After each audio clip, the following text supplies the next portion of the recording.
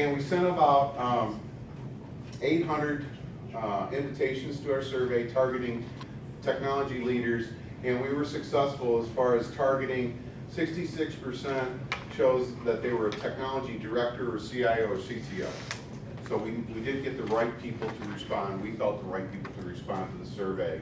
Or there were others, some high function, either technology director or an assistant superintendent or something to that effect.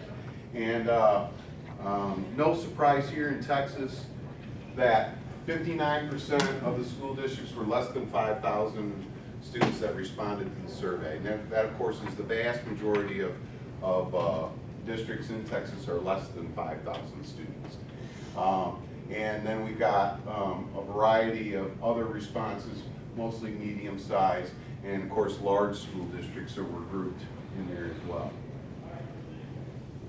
District cloud use. We asked questions.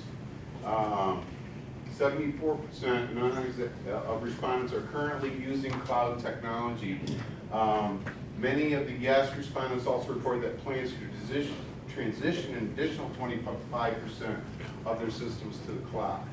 So basically they said, I'm using cloud services, but I'm only using, 74% said I'm using cloud services, but only 30% of their systems are actually reside in the cloud. And another 25% is going to be migrated to the cloud very soon. So there's a very, very big market for cloud services out there for school districts, and vendors are all happy about that.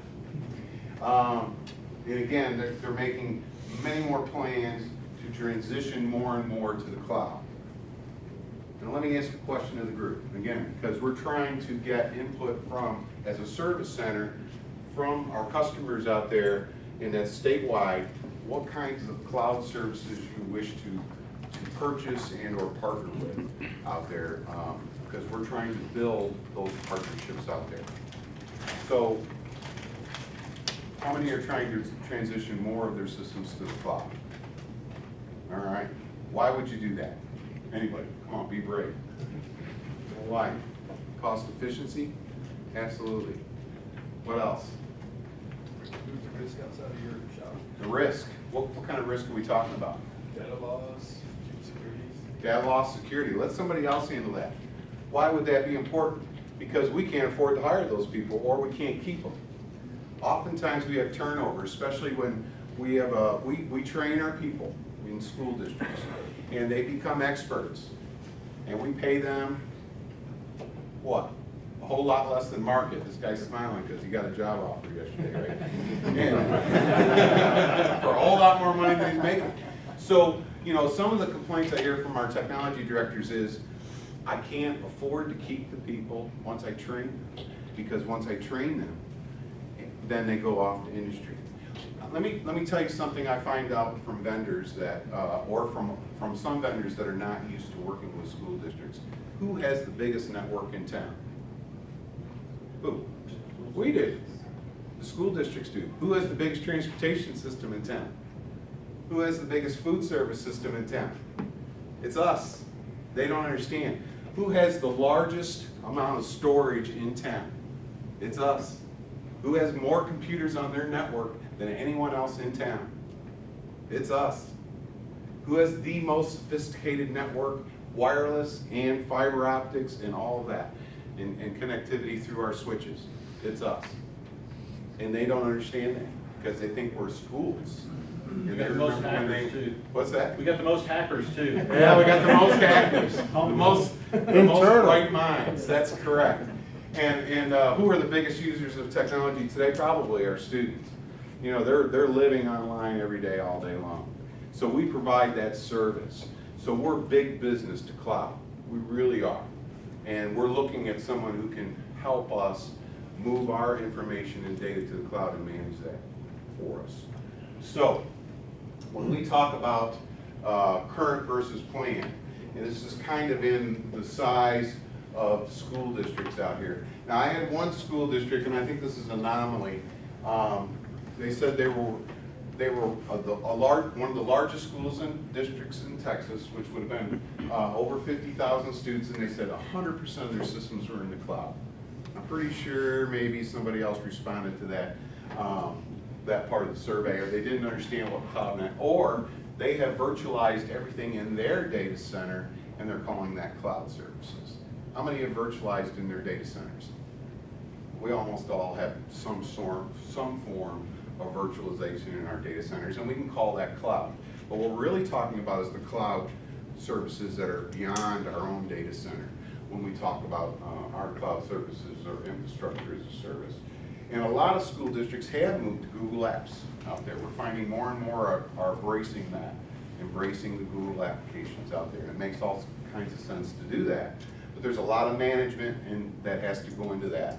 And I'm not going to talk to you about that today because there's a whole another presentation on that. But you can see here in the light blue, percentage of systems districts planning to engage in the cloud later. Well, there's a huge demand for cloud services out there, and then there's the percentage of systems currently engaged in the cloud. And I'm going to tell you that smaller school districts have a bigger engagement in the cloud, which was not really a surprise to me, because larger school districts have traditionally built the bigger networks and the more powerful networks with their VM technologies and that kind of thing. So how are school districts using cloud services? Software as a service. That was not a surprise to me as well.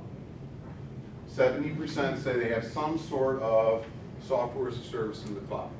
So for instance, in my organization, we use a board agenda submission system, and it is hosted somewhere else. And the vendor sold us the software and the system, and it's all cloud-based, and everyone submits their agenda items through this system, and it works quite well for us. But that's software as a service, and most of us have picked some sort of software as a service because that's the package we wanted, and it just has to be a hosted model by the vendor. How many are doing software as a service out there? According to this, about 70% of you. And but the least is platform as a service, meaning they're just going to provision you hardware and you manage it. But I'm not sure what the advantage is of that. So it didn't surprise me again that if I'm going to use platform as a service, I'm just going to do it myself in my own data center.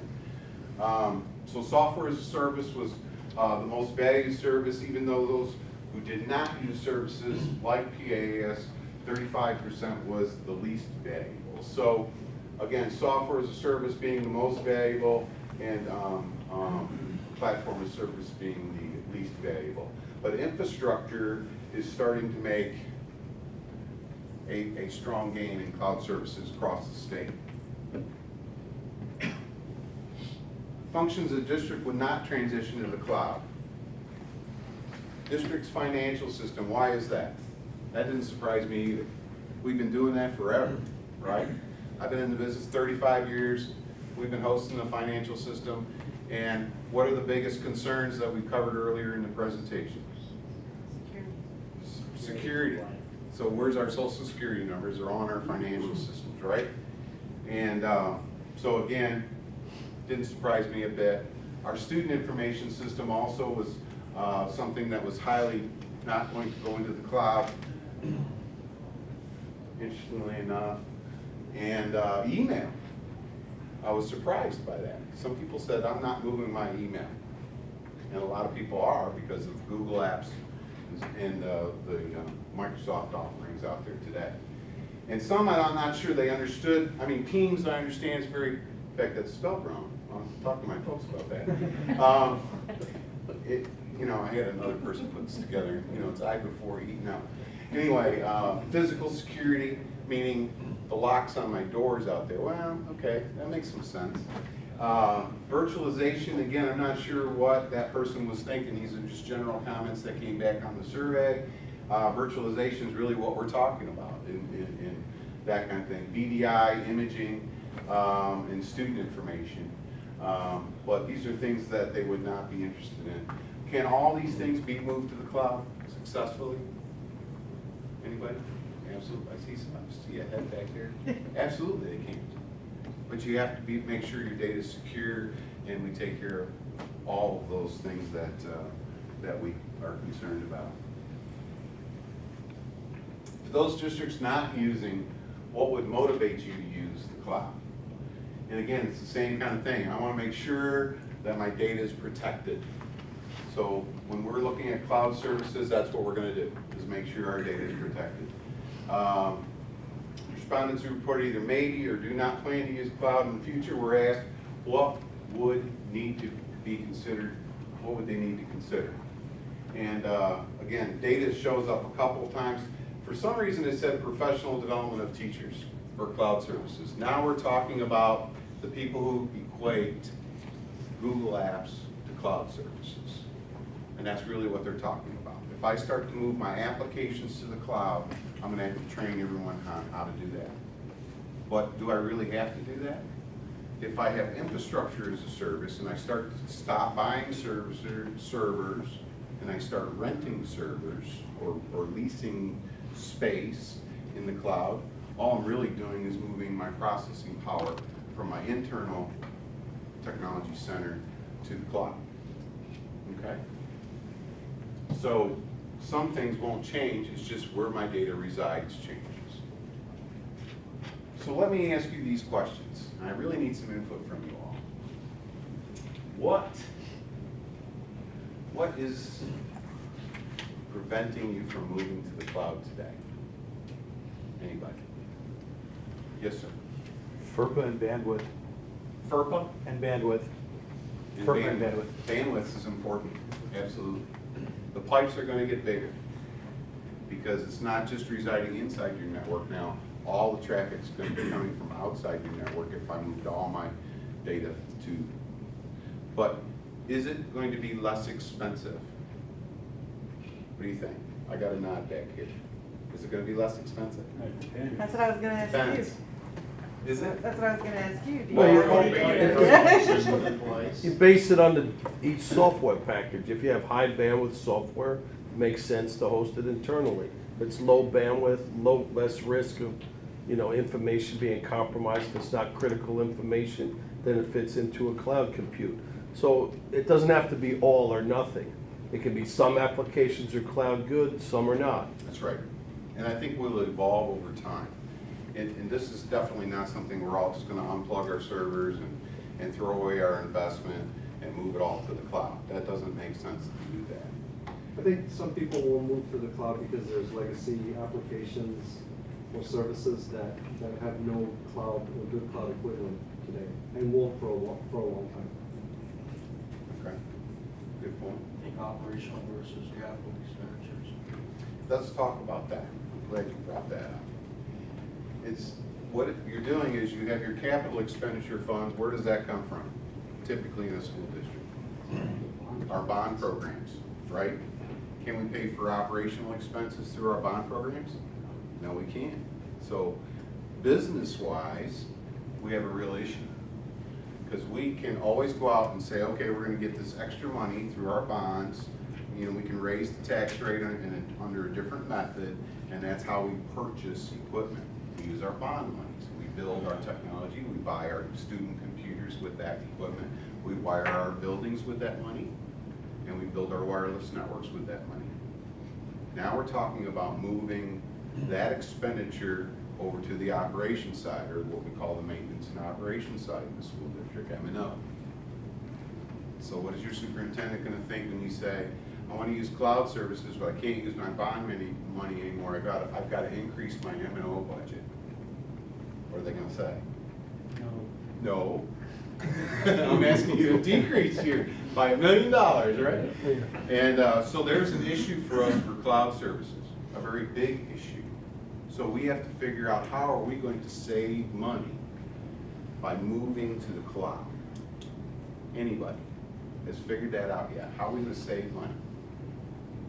From a storage standpoint, when you store it out there, there are services where you only pay for it if you access it. That's right. So in a school district, that's an excellent point. In a school district, and I've thought a lot about this, we may have, who goes out there and purges all the student data at the end of the school year? Anybody? All right. Yeah. I like it. You're managing your storage. Yeah. And then you're going to start the next year, right? So if I go to the cloud, I've got this huge investment in your SAN out there. You've got a huge amount of storage, and you're allowing students to write data to that. Then all of a sudden, at the end of the year, the students go by, you have a purge routine, maybe they were allowed to copy or save whatever, and then boom, you drop the storage. You only pay for what you use, so my monthly bill for my cloud service, infrastructure cloud service, all of a sudden drops. And for 3 months, I don't have as big a bill because I'm not using all that storage. Then it slowly throughout the year it grows. Come June, it drops again. So we're only paying for what we use. You know, we're looking at, we did some pricing on 100 terabytes. How much was 100 terabytes gonna cost us? It depends on where you shop, but anywhere from, just average pipe, you spend like $500,000 for an terabyte. $500,000. So that's a capital expenditure right up front, $500,000 for 100 terabytes. And if you're a large school district, 100 terabytes might be growth every year. Hopefully it's not, but that's a lot of data. But that's what it takes sometimes to run a large school district. But if I'm not having to put out the $100 million, or what was it, $500,000 for 100 terabytes, then I'm only paying for what I use, the cost of that goes down. Because when we priced out terabytes, we said, what's it gonna be for 3 to 4 years, so I don't have to buy it again, because I may not have a bond program, I may not have that capital money there available to me. So now we're starting to manage our costs through our maintenance and operations instead of having one big capital expenditure. Or you do like a prepay on your bond for 5 years and say, this, we think we're here, we're gonna be here. I've done that at a bond. Done a prepay, explain that a little bit. Well, say a backup solution that we purchased. Okay, We figure this is where we're at, and this is where we're gonna be. And I've got some yearlies that I know I'm gonna cover some differences on, but I'll pay for 5 years. so you pay for all of the backup costs for 5 years Right. up front. Is that Correct. what you're doing? Pay for it out of bond. But then you're housing that in your infrastructure? Own it, or was it a service? Own it. Yeah, that's the difference. Yeah, in this case, owned it. Yeah. So, we really need to be talking, I'm gonna tell you, we really need to be talking to our administrations. If they want us to move to cloud services, and we think there's some efficiencies, it will actually cost the taxpayers less. Because I'm not buying capital, I'm buying services, but unfortunately, the way we're structured, it comes out of, yeah, Plano's smiling at me back there. Try to tell your superintendent that it's more cost effective for the taxpayers, yeah, to pay for it out of maintenance and operations, but that's a frozen amount. We can't raise any more money over here, so we've got to figure out how to be creative with that. Does that make sense? And it really is more efficient, I think, especially if we're paying as you go. And we also manage our systems differently. You know, we talked in the first session about this paradigm shift of what we are doing as chief technology officers, CIOs out there, and how we're gonna manage our data centers. And, you know, it used to be, hey, we build data centers and we do it efficiently, we make them green, and you know, we get the best buy and all those things. Well, now it's this whole cloud service thing is changing the way we need to look at how we're doing our management and managing our data out there. Do you agree with that? Oh, I think I got a nod over here. Absolutely. It's making our jobs more complex. Where does my data really reside? Is it secure? You know, I heard some horror stories about storage out there in the cloud where, you know, basically the cloud provider ran out of room, so he just offloaded that storage to somewhere else in India. You know, do you really want your student data in India? And is that data center in India secure? Do you even know it's in India? I think we really want to know. I don't know, I'm an old school guy. I really want to know where my information and my data is. I don't know why. But if it's in India, I'm getting a little nervous. Why is that? Student social security number. Yeah. That'd be a big one. Yeah, I definitely don't want it in South America, right? I mean, but the world is you stop and think about it, and we're a worldwide economy, but is there still unrest out there? I mean, really. I want it somewhere inside the United States, I really do. I mean, I'm sorry. Yes, sir. Jim, stuff, companies like LinkedIn that have problems, with all their passwords, it's really gonna make our job difficult to sell administration on our data anywhere else. Right. And we have companies like that, not the only companies that do so bad. They're big targets. You know, I can't play my Sony's PlayStation because, you know, it's down for 10 days because they corrupted their, I mean, come on. Because they are big targets, for school districts may not be as big a target, except for little hackers inside the building. But outside, generally, we're not too much of a target out. I have heard FBI going and talking to schools about potential hacks coming from them. I'd say there's a risk even for school districts now. The internet's a pretty rough place. If you've got any kind of perimeter security, you're really watching what's happening on your edge. It's pretty scary. So Yeah, they're coming after Oh, us. it's getting- We look at it's the getting logs, they're coming, they want, if they get a hold of students' social security numbers, they can have a ball for 15 years with them. Or, you know, I don't, well, 15's a lot, but 10 years anyway.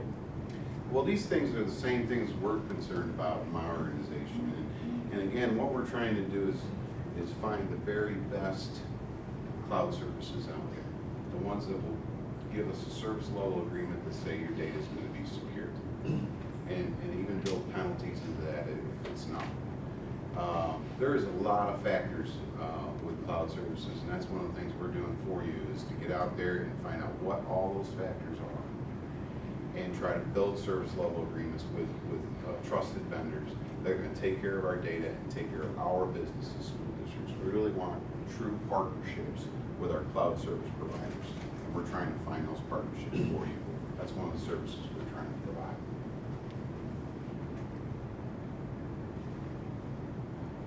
Would need money to consider cloud technology, and we already covered that. Then we took a little different direction in our cloud service survey and started talking about one-to-one initiatives and BYODs and BYOTs, just to find out how that was tying in with cloud services and whatnot. And of course, 31% of the respondents said that their districts did have a one-to-one initiative, and that could be from anywhere from one school to entire school districts to just certain grade levels. So again, that's pretty high initiative, and I'm pretty pleased with that. How many have some sort of one-to-one initiative out there in their school district? Can we sustain it? And Eames doesn't count. Can we sustain BS. it? Yeah. They got too much money down there. BS. You know, bring your own technology out. Are you envisioning difficulty in your district with bring your own technology? Come on, you guys are affluent, right? I mean, Sure, there's challenges there. Okay. Absolutely. that's good. Absolutely. I don't need to put you on the spot. That's okay. But We're just at that extreme end of funding problems through Robinhood, right? absolutely. So when you talk about cloud versus capital, I mean, we live that every day. Right. I don't get E-rate either, so. You don't get E-rate because you're too affluent. Yeah, we're too affluent, we have to give all our money away. What's your percentage of free and reduced lunch? Low, Okay, 5%. or less, I think it's 3 or 4. That's why you. But our recapture rate is but our recapture rate is 57%. What is it? 57%. Is they bother to fill out the survey? Is that what? No, I'm saying it's the recapture rate that we pay back to the state is 57%. Oh, okay. funded Is through that school Robin Hood districts. recapture? Yeah, Robin Hood So you recapture. pay 57% back? Right. Boy, Right. now you ought to be able to keep at least Chapter 41. 50%. No. Chapter 41. Right. I was a school board member in Fort ISD for 6 years, and our recapture rate was almost that much as mine. I mean, we were sending $20 million back to the state with a $60 million budget, so, you know, it was crazy. And, you know, you just kind of get numb to that after a while. You might have a certain amount to operate with. But I don't see that changing in Texas. I mean, something's going to change because people are challenging that formula again, but I'm not sure it's advantage. Let me ask you this question. This is a little off topic. How many think that school funding is going to return in the next legislative session? I do. I truly believe it's going to return. I think the good news is coming. So, and I can tell you why, and I'm going to get off my political soapbox before I get in trouble. Some people didn't get reelected that drove those initiatives in the last 3 legislative sessions. And I think they got sent a message. You know, Well, does industry drive it too? I mean, if you're gonna try and attract companies to Texas, and you're not gonna educate your students, how are you gonna justify those companies that you're gonna fill their ranks with good quality people? Right. I think industry is gonna be very supportive of education because of that. The biggest issue I hear coming out of our business partners' mouths is we're not preparing our students for a career. And I keep trying to convince them that we are. And you can convince them of that. If you have that issue in your community, I think you should bring your career and technology people into the room and show them the 16 career clusters that we do starting in middle school, working with our students who are trying to focus them in on careers. I think every school district out there is addressing that, and industry people don't know we do such a good job with that. I just did that recently in my community, and the industry people were blown away. They had no idea that we were focusing children at the 7th and 8th grade level on whether they want to be a healthcare professional or a technology professional or whatever. So they started to understand that we do care about preparing kids for careers, and then again, they start becoming supportive of education. And you really need to get off the politics part, because we're here to talk about cloud services. But if you want to talk about that later, I'll be happy to tell you what's going on in our communities. But anyway, so we have a strong one-to-one initiative. Really, 31% said they're doing some sort of one-to-one. 51% reported that their districts participated in some sort of BYOT or BYOD, or we're in the process of developing guidelines. How many have developed guidelines for BYOT and BYOD?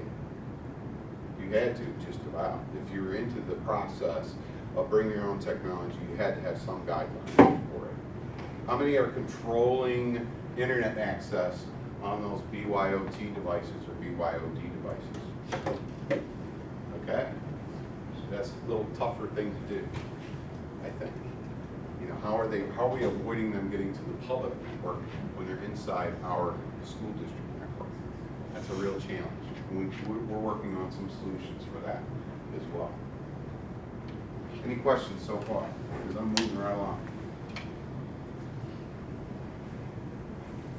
Device by grade level. We asked about these questions. 91% of the districts indicated students use all or one of those devices, you know, mobile phones, etc. Didn't surprise me to see the most BYDs being adopted at the 9 through 12 level. Is that what Plano's doing? And are you bringing it down to the lower grade levels now? Yes. Okay. To a certain degree. Okay.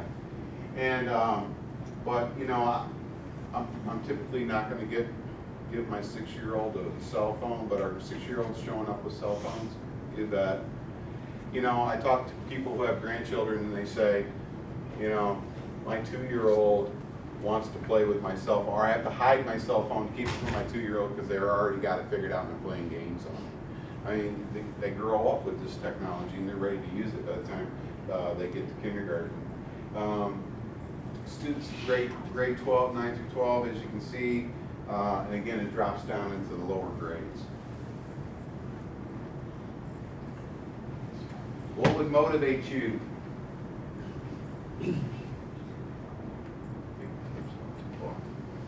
What would motivate you to do that, to do BYOT? Having the budget to increase infrastructure to handle increased wireless web traffic.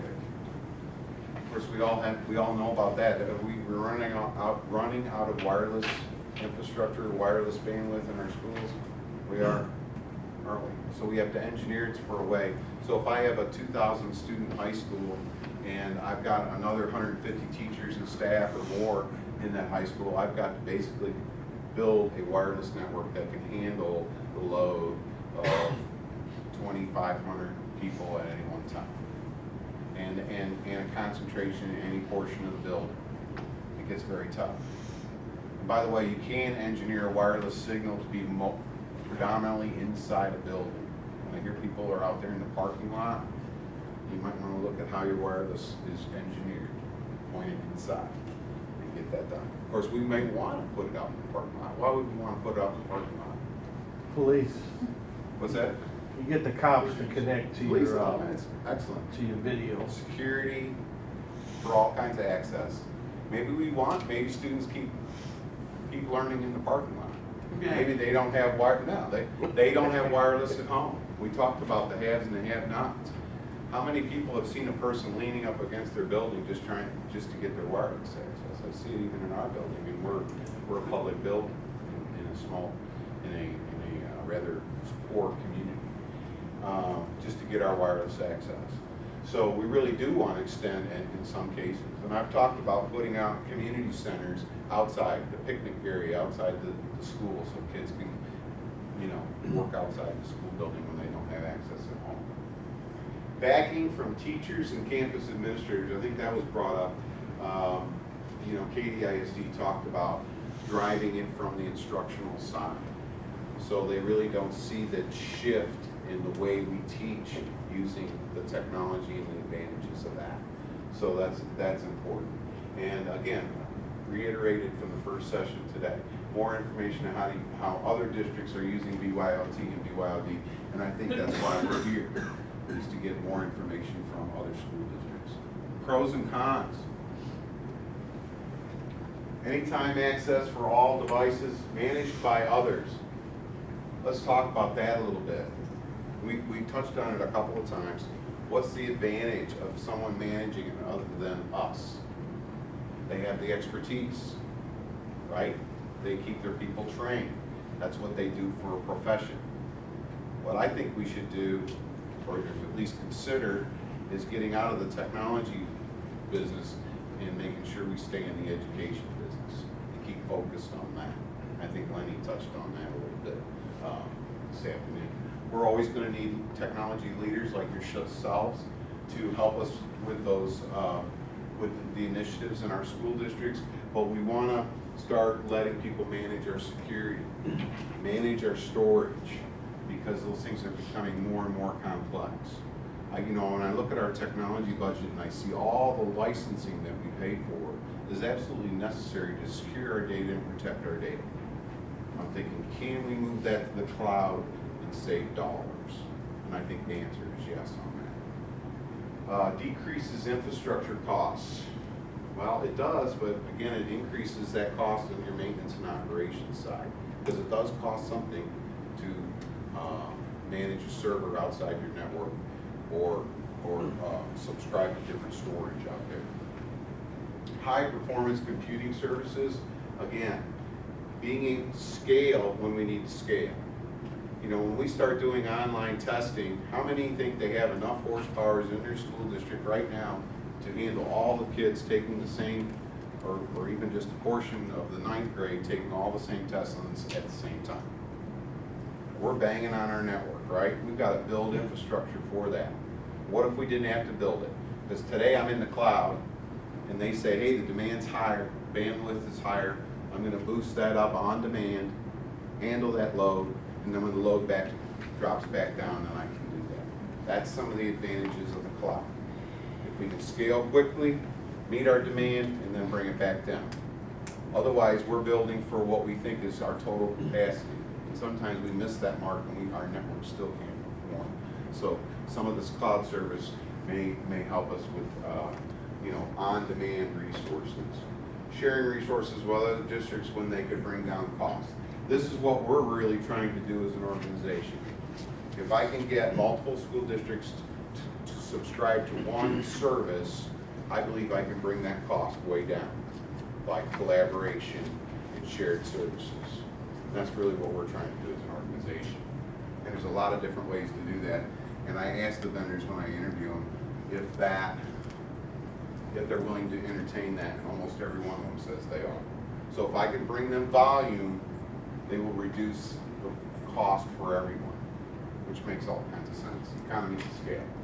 Cons, data retrieval. Where is my data? I get an information request, they want my information, but really we should be able to retrieve it. Data security, of course. Data import, export, true cloud authentication, identity management, safety and security of student data for a public. Those were things that came back with the cons, all mentioned here, and because I have. So what's your experience with cloud technology?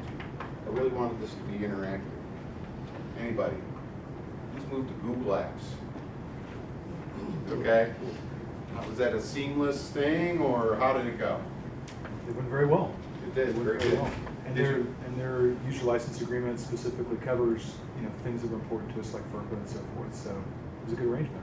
Did you manage that migration yourself, or did you hire a service to do that? A little of both. A little of both? Yeah. Yeah. I really want to encourage you to look at hiring an expert that helps you move that, because you're going to have a lot of lessons learned that they already learned, and it's well worth the money. Because it's not as easy as it sounds. I'm just going to forklift all my email to Google Apps. There's a whole process and implementation. I think Round Rock ISD is in the middle of that right now, or nearing the end of that. And they're a very large school district and hired a service to do that. And I think they're pretty pleased with that service. Has anyone gone to Microsoft 365? Yes. Slide to EDU, but 365 while you're calling here. How's that going? It's going great. Yeah. One of their claims to fame is that, or their marketing spiel, is that their stuff is always, their data centers are all in the United States, so that the data never leaves. It's going good. Don't get me wrong. It's good and it's bad. I'll tell you. I'll go ahead and nobody here from Microsoft. No, they wouldn't care if you were. They need the feedback too. I'll say they did do a little bit of a Microsoft deal this year for Live EDU, where they go to Office 365. But they don't really tell you. They tell you what is good, which is that you get SharePoint and all these things. Each user gets 25 gigs of data up from 10 gigs, which is great. I can't afford 10 gigs per person for 70,000 people. Right. So that's great. But their one initiative of their consumer line was their SkyDrive, and they orphaned that when you go to SharePoint. And that's what, I was kind of disappointed in that, because I had an initiative pushing on SharePoint, or pushing on SkyDrive this past year. And now I have to go back and retract all the things I said, and try to now bump up SharePoint access. But other than that, as far as email goes, we already had FAT clients down locally, and our users really like that FAT client, and then you can use it as a thin client. And with the agreements we have, they can take a DVD home and install it on their own computers and get their same experience, and they really like that a lot. So from that aspect, it's good. We also went with our help desk software. We went with we went to the cloud with it, because its cost was just as much as the road we used to use front end, because it cost just as much to do that in the cloud through another company called Big Web Apps. We went that direction to help that software. But those were the same amounts. And now we don't have to take care of another SQL server and all these other things. So we can just, it costs about the same amount. So it really revolves around money. You probably save money because you're not managing all those things now.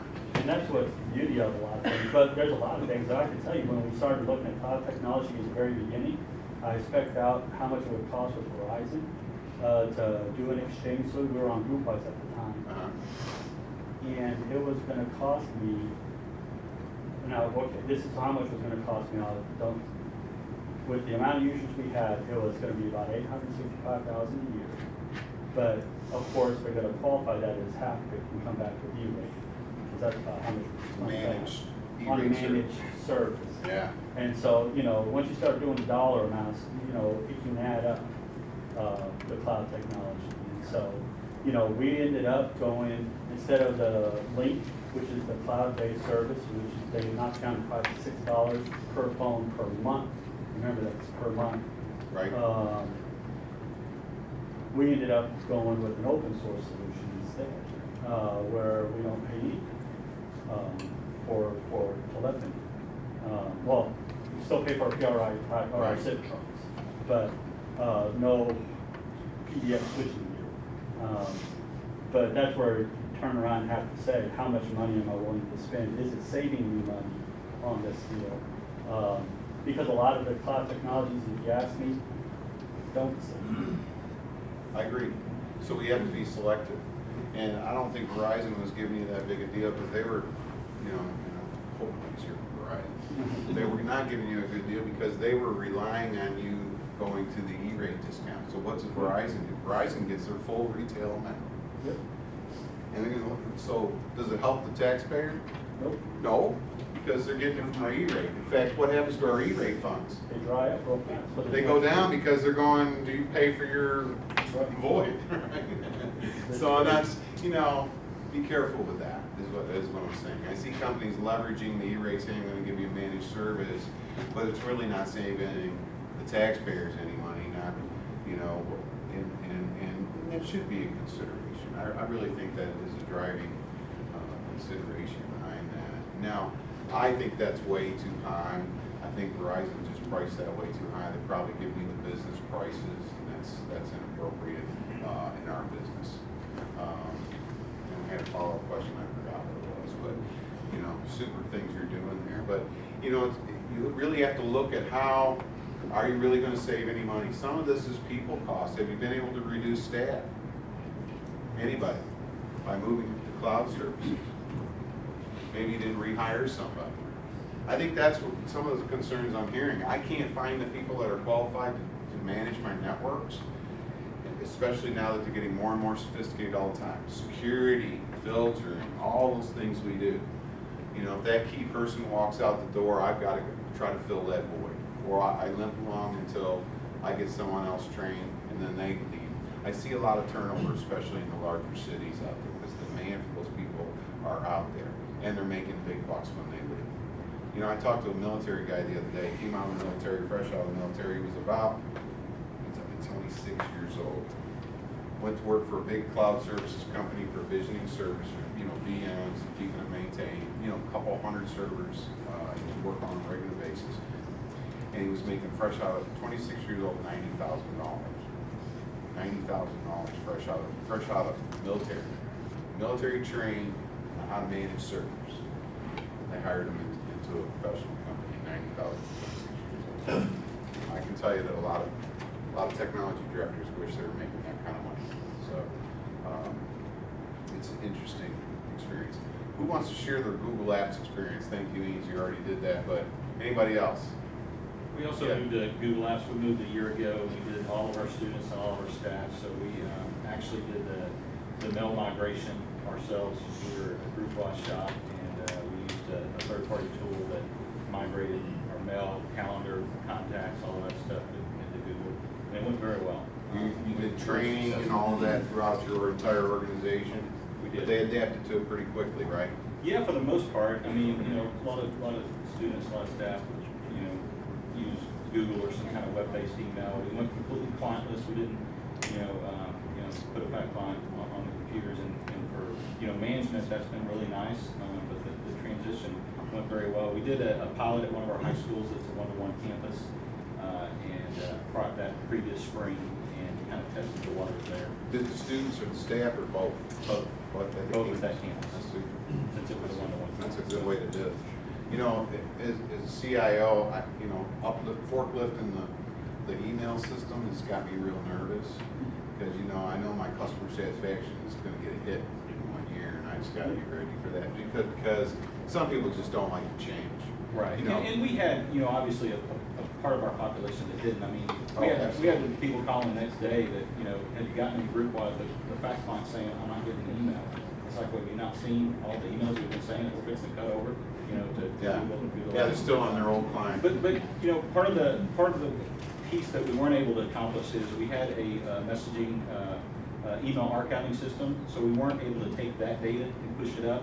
So we still got that kind of lingering around. And to maintain the old system. And maintain that, but we took everything in terms of what was on the live post office and migrated that up, which was about 30 days worth of mail and then about a year's worth of calendar. So, but overall, it was very successful. But probably one of the most challenging parts is to change the way teachers migrating our staff from Office to Google Docs. That's been, it's just a slow progress. throughout the year. You know, you can take your documents and do conversions, but there's always cleanup there, so. Right. So why would, let me ask this question. Why do you think Google Docs does that for free? Why do you think that? Anyway, I have a theory. The cynical answer is that they're indexing your content and then serving you back ads via that. I mean, that's just, Well, you know, that's just that's just my controlling theory. a lot of the data in the world is important to them, and they very much do mine your data. I can tell you that. What are kids interested in? Where are they going? You know, how, you know, selling market strategies to companies. You know, that's all happening out there. Whether we know Trying it to or compete not. with Facebook, right? Yeah. Well, The you know, data mining. My cameraman back here gave me an example. He said I you know, put an entry in Facebook about hamburgers, and next thing I know, I've got hamburger ads on the side of my Facebook. You know, they know what you're doing, and they're getting it to you, and they're local hamburger joints because they know where you are. Well, that's one reason. Why else would be? What happened to Apple? Why is Apple so wildly popular today? I can tell you why. They started in schools in the 1980s and 90s, and they got into our schools. And they gave us these nifty devices, and we all got the brand Apple in our minds, right? And Well, I they mean, love that. we went to the, you know, Google headquarters, and, you know, they said it outright. You know, they want Right. to give every, you know, every person a Gmail account at birth.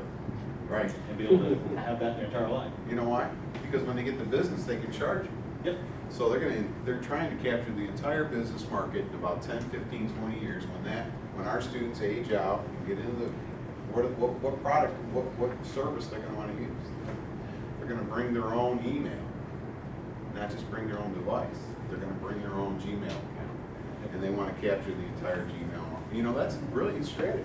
You got to admit it. And they're giving it to school districts because everybody's going to get the free stuff, so they can get to where they can get the revenue in from the larger corporations. Very interesting model. They're using our schools to indoctrinate us into their products.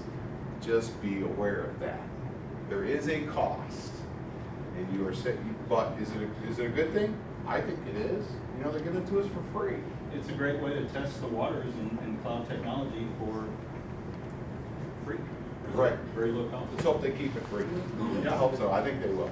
I think they will, because they've got too many promises. What other things interest you in the cloud? What other experiences? We got any bad experiences with cloud? Has anybody lost data integrity out there?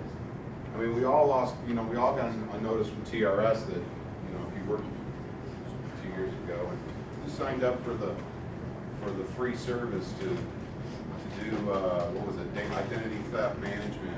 I did. You know, it was free. It was for a year. It was great. They just wanted me to renew it. Did you renew it? I didn't either. It cost money. It's like, what? It was free. Anyway, we do need to manage our data and be careful. So, any other bad experiences? You know, I can't tell you how many times I've heard school districts or read in the paper where there's a breach in security. I mean, none of us like breaches of security. I want to encourage you all to do security audits on a regular basis. I know it costs a lot of money, but it's well worth the money. I go out there and I do a security audit, and if I do have a breach, at least I've got proof that I did my due diligence and I did a security audit. So I encourage you all to do that one way or another. Do a security audit on your network, on some of your applications. Do it annually. If you can't afford it annually, try to schedule it every other year. It's well worth it, because if you have a breach, you're going to end up on the front page. And I can tell you, I know about 4 CTOs that lost their job because of security breach. They don't last very long, and they find a way to retire them. And that's a scary thing. So that's part of what we do as responsibility. So I encourage you to do some. You may think you're secure, but let a third party come in and tell you that you're secure. I think that's important to all of us as we make that recommendation. What other cloud technology stories? Who's moved infrastructure? Who has just flat out gone and got servers and storage out there in the cloud and thinks that's the way to go? I think that's a much slower migration for us, right? I can tell you, I'm with AT&T, and we have a customer in Tennessee, Franklin County, Tennessee, that's done exactly that. And Scholastic Administration Magazine just did a special report on that for this most recent issue. We've got a copy at our I got a table out there, so if anyone wants to read There's about some- it, you can see it. Let me share another story. I'm glad you brought that up. Illinois Cloud, look it up, Google it. Illinois set up 3 main data centers, K-12, and they are collaborating services, and they are sharing cloud services for over 100 school districts, and they think they're gonna get 400 overall when they get done. So Illinois Cloud made an investment, and they got school districts together, and they say, stop building your own data centers, and we'll build 3, and you can subscribe to those 3, and they have a statewide network that'll allow you to tap into those. That's not a bad way to go. Every one of us has a very sophisticated data center. Do we all need one? I don't think so. Especially the smaller school districts that can't afford to manage them, they can't afford the sophistication. I think we need to start collaborating services and bringing that together. That's a very hard thing to do. The state of Texas is still trying to do it. They are making attempts to consolidate their data centers across all state agencies into 3 data centers, and so far they've been unsuccessful. And there is a legislative session in July under the technology subcommittee, talk about specifically about cloud services. You might want to look that up if you're into legislation at all, see what's going on at the state with cloud technologies. It is happening at the state. You know, legislators think they know how to run our businesses, so they're going to try to make us go to cloud services or something like that. But I plan to be there that day to listen to the testimony, because I'm a little worried when they start talking about how we need to be managing what we do, whether it's in the cloud or otherwise. Yes, sir. One other cloud thing that'll come in handy, we just recently, one of our information officers filled up a share with all pictures and videos of our graduating high schools, and they said, well, you know, we'd actually like for the parents to get to these pictures and videos too. Well, what better way than to get with Google and get some storage there and have the parents, upload it to Google, and the parents can go get it at Google. And I don't have to worry about hosting it or making it available to parents or anything else. Certain advantages to the cloud, without a doubt, Yeah. especially public access. So I encourage you to consider it. You know, and again, there's going to be private, public cloud combinations. It's all going to be something we have to manage in the future. All right, well, thank you very much. I think time's up. It's been great.